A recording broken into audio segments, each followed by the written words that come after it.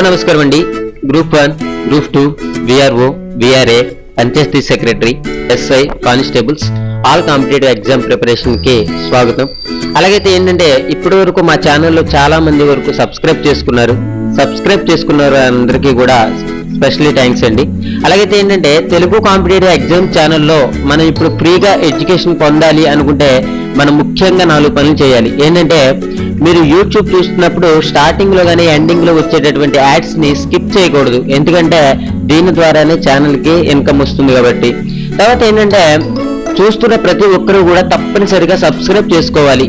ఎందుకంటే మేము ఏ వీడియో పెట్టినా సరే అది మీ మెయిల్ ఐడికి త్వరగా వస్తుంది, మీరు త్వరగా చూడగలుగుతారు అనమాట. తర్వాత ఏంటంటే వీడియో చూసిన తర్వాత తప్పనిసరిగా లైక్ కొట్టండి. మీరు తప్పనిసరిగా లైక్ కొడితేనే మాకేంటంటే ప్రోత్సాహకరంగా ఉంటుంది. దీనివల్ల ఏంటంటే మేము ఏదైనా కొత్త వీడియో చేయడానికి బాగా ఇంట్రెస్ట్ గా ఉంటాం అనమాట. తర్వాత ఏంటంటే మీరు ఛానల్లో అన్ని వీడియోస్ చూసిన తర్వాత మాత్రమే మీకు నాలెడ్జ్ పెరుగుతుంది. లేకపోతే ఏంటంటే 1-2 వీడియోలు చూసినంత మాత్రాన మీకు నాలెడ్జ్ అనేది పెరగదు. అన్ని వీడియోస్ చూసిన తర్వాత మాత్రమే మీకు నాలెడ్జ్ అనేది పెరుగుతుంది.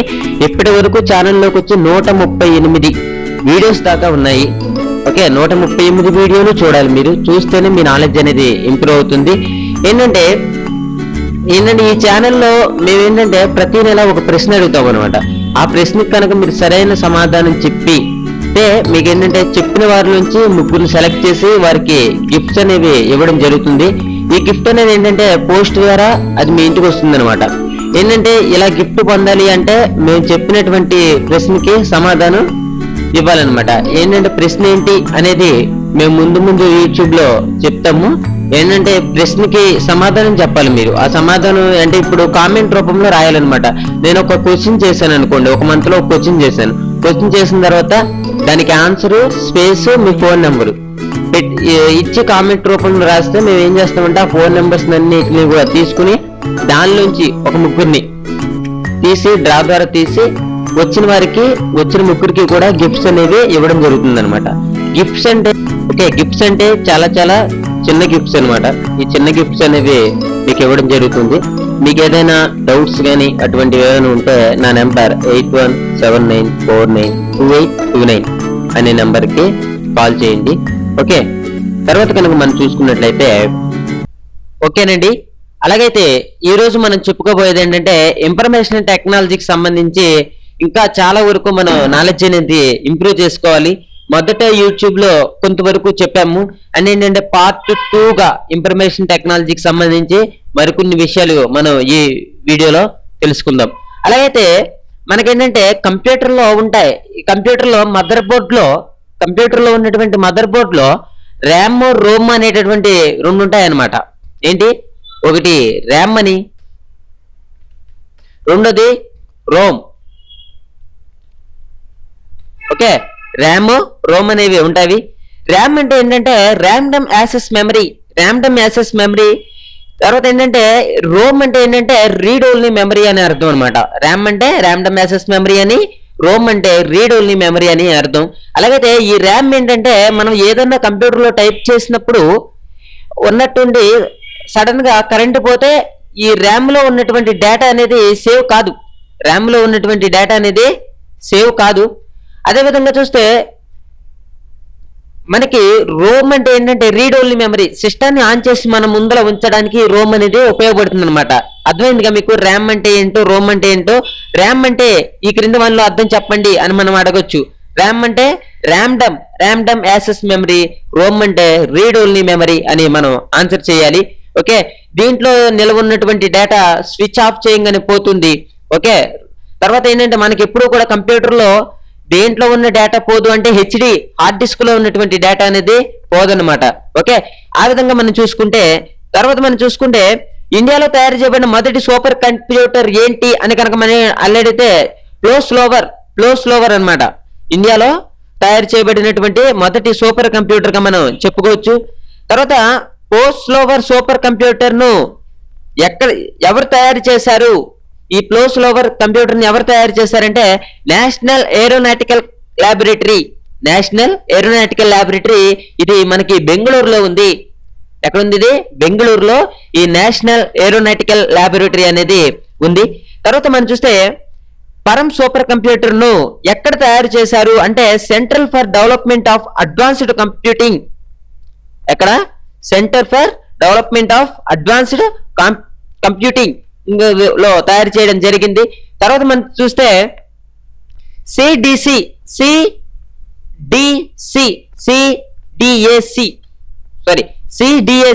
అంటే ఏంటంటే centre for development of advanced computing. Okay, ఏంటంటే ఇది ఎక్కడుంది అంటే ఇది మనకి పూణేలో ఉంది. ఎక్కడుంది? ఇది పూణేలో ఉందన్నమాట. ఓకే, తర్వాత కనుక మనం చూసుకున్నట్లయితే జిపిఎస్ అంటే ఏంటి అని. జిపిఎస్ అంటే మనందరికీ తెలుసు, జిపిఎస్ మనం దీన్ని వాడుతున్నాం కూడా. జిపిఎస్ అంటే ఏంటి అంటే global positioning system. Global positioning system అని అర్థం. తర్వాత మనకి ఈ గ్లోబల్ పొజిషనింగ్ సిస్టమ్ ను ప్రదేశంలో, అదేవిధంగా చూస్తే మనుషులు ఉన్న ప్రదేశంలో గుర్తించడానికి దీన్ని వాడతారు. మనుషులు ఎక్కడున్నారు, ప్రదేశాలు ఎక్కడున్నారు అనేది గుర్తించడానికి మనం ఈ జిపిఎస్ ని వాడతాము. ఓకే, అయితే ఇదే మనందరికీ కూడా తెలిసిన విషయమే. తర్వాత మనం చూసుకుంటే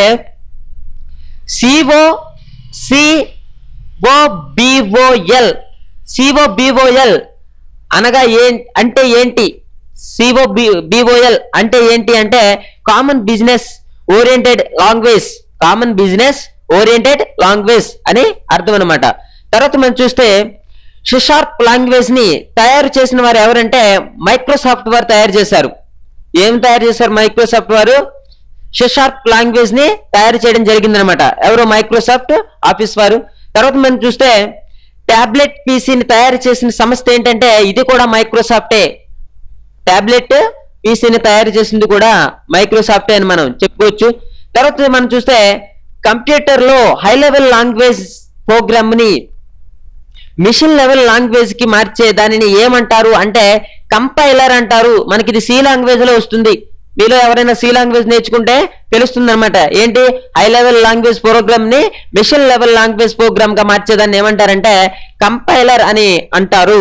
ఓకే, తర్వాత కనుక మనం చూసుకున్నట్లయితే ASCII అంటే ఏంటి అని కనుక మనల్ని అడిగినట్లయితే మళ్ళీ ఏంటంటే కాంపిటేటివ్ ఎగ్జామ్ లో ఇలాంటివి అడిగి సేమ్ ఇదే రకంగా ఉండేటటువంటివి ఇవ్వడం జరుగుతుంది అనమాట. ఓకే, మనం కన్ఫ్యూజ్ కాకోకుండా వీటికి ఆన్సర్ చేయాలి. ASCII అంటే ఏంటంటే American standard code for information interchange. ఏంటి? American standard code for information interchange అని దీనికి అర్థం అనమాట. తర్వాత మనం చూసుకుంటే LCD అంటే ఏంటి? LCD అంటే liquid crystal display. Liquid LCD అంటే ఏంటి అంటే లిక్విడ్ క్రిస్టల్ డిస్ప్లే. ఓకే, మనకి ఏంటంటే అన్ని కూడా ఇలాగే ఇస్తారనమాట. లిక్విడ్, కెమికల్, డిస్ప్లే అని రకరకాల ఆప్షన్లు ఇస్తూ ఉంటారు. అలాంటివి కాకుండా మనం పర్ఫెక్ట్ గా గుర్తుంచుకోవాలి, లిక్విడ్ క్రిస్టల్ డిస్ప్లే అని అర్థం. ఓకే, తర్వాత మనం చూసుకుంటే భారతదేశం ఏంటంటే సింప్యూటర్ అనేటటువంటి ఒక చిన్న కంప్యూటర్ ని తయారు చేసింది. సింప్యూటర్ అనేటటువంటి ఒక చిన్న కంప్యూటర్ ని భారతదేశం తయారు చేసింది. తర్వాత ఈమెయిల్ పితామహుడు ఎవరు? మనం ఈమెయిల్ చేస్తూ ఉంటాం. ఈమెయిల్ పితామహుడు ఎవరు అని కనుక మనల్ని అడిగినట్లయితే రెటామ్ లిన్సన్. ఓకే, తర్వాత మనం చూసుకుంటే హైటెక్ సిటీ అంటే ఏంటి? హైటెక్ HITEC హైటెక్ సిటీ అనగానే ఏంటంటే Hyderabad information technology engineering consultancy. Okay, Hyderabad information technology engineering consultancy. Okay, ఆ రకంగా మనం చూసుకోవచ్చు. తర్వాత మనం చూసుకుంటే భారతదేశంలో తొలి ఇంటర్నెట్ టెలిఫోన్ ని అందిస్తున్న సంస్థ ఏంటి? భారతదేశంలో తొలి ఇంటర్నెట్ టెలిఫోన్ ని అందిస్తున్న సంస్థ నెట్4. ఓకే, నెట్4 అనమాట. ఓకే, తర్వాత కనుక మనం చూసుకుంటే మనకి ఏంటంటే కొన్ని విషయాలు అనేవి మనం తెలుసుకోవాలి. ఇప్పుడు ఇజ్రాయిల్ శాస్త్రజ్ఞులు మనకి DNA ఆధారంగా పనిచేసేటటువంటి కంప్యూటర్ ని తయారు చేయడం జరిగింది. DNA ఆధారంగా తయారు చేసేటటువంటి కంప్యూటర్ ను ఏ దేశం వాళ్ళు తయారు చేశారు అని కనుక మనల్ని అడిగితే ఇజ్రాయిల్ దేశం వాళ్ళు అని మనం ఆన్సర్ చేయాలి. తర్వాత మనం చూస్తే సైబర్ గ్రామీణ్ అనగా గ్రామీణ ప్రజలకు సమాచార సాంకేతిక విజ్ఞాన సేవలను అందించడానికి ఉద్దేశించినటువంటి పథకం. సైబర్ గ్రామీణ అంటే ఏంటి, అది దేనికి సంబంధించింది అని కనుక మనల్ని అడిగితే, గ్రామీణ ప్రజలకు సమాచార సాంకేతిక విజ్ఞాన సేవల్ని అందించడానికి ఉద్దేశించినటువంటి పథకంగా మనం చెప్పుకోవచ్చు. తర్వాత మనం చూస్తే గరుడ ప్రాజెక్ట్ ను పూణేలో centre for development of advanced computing చేపట్టింది. Centre for development of advanced computing చేపట్టింది అనమాట. ఏంటి, దేని చేపట్టింది అంటే గరుడ ప్రాజెక్ట్ ను. ఓకే, ఇది ఎక్కడ చేపట్టింది అంటే పూణేలో చేపట్టడం అనేది జరిగింది. ఈ గరుడ ప్రాజెక్ట్ ని కూడా మనం చాలా వరకు కూడా దీన్ని గుర్తించుకోవాలి. ఓకే, గరుడ ప్రాజెక్ట్ అనగానే పూణే ఎవరు తీసుకున్నారంటే centre for development of advanced computing తీసుకున్నారన్నమాట. తర్వాత మనం చూస్తే స్థానిక కేబుల్ ఆపరేటర్ సేవలతో నిమిత్తం లేకుండా ఉపగ్రహ టెలివిజన్ ప్రసారాలను నేరుగా ఇంటికి ప్రసారం చేసే వ్యవస్థను ఏమంటారు అంటే మన అందరికీ తెలిసిందే, DTH, direct to home. DTH అంటే ఏంటి అని కూడా అడగొచ్చు. డిటిహెచ్ అంటే ఏంటి, డైరెక్ట్ టు హోమ్ అని అర్థం అనమాట. ఓకే, తర్వాత మనం చూసుకుంటే దేశంలో మొట్టమొదటి డిటిహెచ్ సర్వీస్ ను ప్రొవైడ్ అయిన ఎస్ఎల్ గ్రూప్లకు చెందిన డిష్ టీవీని 2003 అక్టోబర్లో ప్రారంభించారు. ఏంటంటే మనకి డిష్ టీవీకి సంబంధించి మనకి ఎప్పుడు ప్రారంభించారంటే 2003 అక్టోబర్లో ప్రారంభించడం జరిగిందనమాట. ఓకే, తర్వాత కనుక మనం చూసుకుంటే డిటిహెచ్ సేవలను పొందడం కోసం వినియోగదారులు ఒక చిన్న యాంటీనా, అదేవిధంగా చూసుకుంటే సెటప్ బాక్స్ అమర్చుకోవాల్సి ఉంటుంది. ఓకే, మనందరికీ కూడా తెలిసిందే, డిటిహెచ్ ఉన్న వారికి ఒక సెటప్ బాక్స్ అనేది ఉంటుంది. అదేవిధంగా చూస్తే ఒక ప్లేట్ లాగా ఉన్నటువంటి ఒక చిన్నటువంటి దాన్ని ఏమంటాం, యాంటీనా. ఓకే, చిన్న యాంటీనా వంటిది ఉంటుంది. తర్వాత మనం చూసుకుంటే దుబాయ్ ఇంటర్నెట్ సిటీకి చెందిన స్మార్ట్ సిటీ ప్రాజెక్ట్ ను కోచిలో ఏర్పాటు చేయనున్నారు. దుబాయ్ ఇంటర్నెట్ సిటీకి చెందిన స్మార్ట్ సిటీ ప్రాజెక్ట్ ను ఎక్కడ ఏర్పాటు చేయనున్నారు అంటే కోచిలో ఏర్పాటు చేయనున్నారు. ఓకే, తర్వాత మనం చూస్తే బార్క్ అనురాగ్ P4 అనే కంప్యూటర్ ను తయారు చేసింది ఎవరు, బార్క్ అన్నమాట. ఓకే, బార్క్ అనురాగ్ P4 అనేటటువంటి కంప్యూటర్ ని తయారు చేసింది. ఓకే, ఈ రకంగా మనం ఇన్ఫర్మేషన్ టెక్నాలజీకి సంబంధించినటువంటి విషయాలనేవి మనం తెలుసుకున్నాము. తర్వాత చూస్తే ఇంకా ఇన్ఫర్మేషన్ టెక్నాలజీకి సంబంధించి ఇక్కడ చూస్తే భూ ప్రపంచ మొత్తాన్ని ఉపగ్రహ చిత్రాల ద్వారా కంప్యూటర్ తెరపై చూపించే గూగుల్ ఎర్త్ కు దీటుగా మైక్రోసాఫ్ట్ సంస్థ త్వరలో వర్చువల్ ఎర్త్ 3D పేరిట నూతన సాంకేతిక పరిజ్ఞానాన్ని ప్రవేశపెట్టనుంది. ఓకే, ఏంటంటే మనకి గూగుల్ ఎర్త్ కి దీటుగా వర్చువల్ ఎర్త్ 3D అనేది వస్తుంది అనమాట. ఓకే, తర్వాత ఈ రకంగా మనం చూసుకోవచ్చు. అదే విధంగా చూస్తే మనకి ఇక్కడ 2G అంటే ఏంటి, అదే 3G అంటే ఏంటి, 4G అంటే ఏంటి కూడా మనకి మినిమం నాలెడ్జ్ అనేది ఉండాలి. ఇక్కడ మనకి మనం మాట్లాడుకునే మాటలు ఫోన్ లో వేరే వారికి వినపడడం 1G అనమాట. మనం మాట్లాడుకునే వాళ్ళ మాటలు ఫోన్ లో వేరే వారికి వినపడడం అది 1G కింద వస్తుంది. 2G అంటే ఏంటంటే స్లోగా పనిచేసేటటువంటి ఇంటర్నెట్ ని 2G అంటారు. 2G కన్నా కొంచెం ఎక్కువగా పనిచేసేటటువంటి ఇంటర్నెట్ అంటే థర్డ్ జనరేషన్, దీన్ని ఏమంటారంటే 3G అని అంటారు. తర్వాత 3G కన్నా హై స్పీడ్ తో పనిచేసే దాన్ని 4G అని అంటారు. 4G ఏంటంటే అల్ట్రా బ్రాడ్ బ్యాండ్ సేవగా కూడా వ్యవహరిస్తారు. 4Gని ఏ సేవగా వ్యవహరిస్తారు అంటే అల్ట్రా బ్రాడ్ బ్యాండ్ సేవగా వ్యవహరిస్తూ ఉంటారు. ఓకే, ఈ విధంగా మనం ఈ యొక్క ఇన్ఫర్మేషన్ టెక్నాలజీ నుండి వచ్చేటటువంటి చాలా చాలా ముఖ్యమైనటువంటి విషయాల్ని మనం ఈ యూట్యూబ్ లో తెలుసుకున్నాము. ఇంకోటి ఏంటంటే దీనికి ముందులో ఉన్న యూట్యూబ్ కూడా మీరు తప్పనిసరిగా చూడాలి.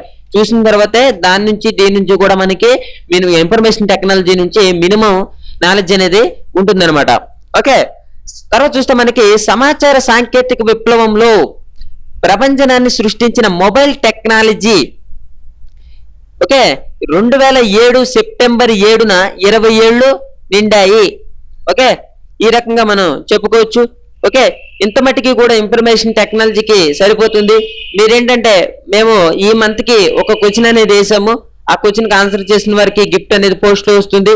మీరు కామెంట్ లో రాసేటప్పుడు ఫస్ట్ లైక్ కొట్టిన తర్వాత మీ పేరు స్పేస్ మీ ఫోన్ నెంబరు స్పేస్ ఆన్సర్ రాయాలి. క్వశ్చన్ ఇంకొకసారి చెప్తున్నాను. 2011 జనాభా లెక్కల ప్రకారం భారతదేశంలో అత్యధిక జనాభా కలిగినటువంటి రాష్ట్రం ఏది? ఓకే, ఇంతవరకు చూడండి. ఓకేనండి, అలాగైతే నా వీడియోని కనుక మీరు ఇలా యూట్యూబ్ లో చూస్తున్నప్పుడు కింద ఇక్కడ ఉన్నటువంటి ఈ సబ్స్క్రైబ్ బటన్ మీద క్లిక్ చేస్తే సబ్స్క్రైబ్ అయిపోతారు. ఇంకో విషయం ఏంటంటే ఇక్కడ తెలుగు కాంపిటేటివ్ ఎగ్జామ్స్ అని కనబడుతుంది చూసారా, దీని మీద కనుక మీరు క్లిక్ చేసినట్లయితే మీరు నా ఛానల్లోకి వెళ్తారు.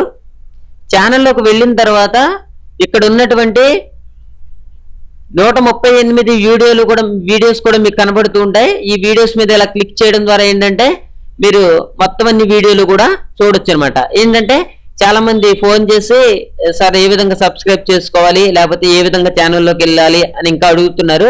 అందుకనే మీకు ఇదే చెప్పడం జరుగుతుంది. Okay, thank you for watching. Have a nice day.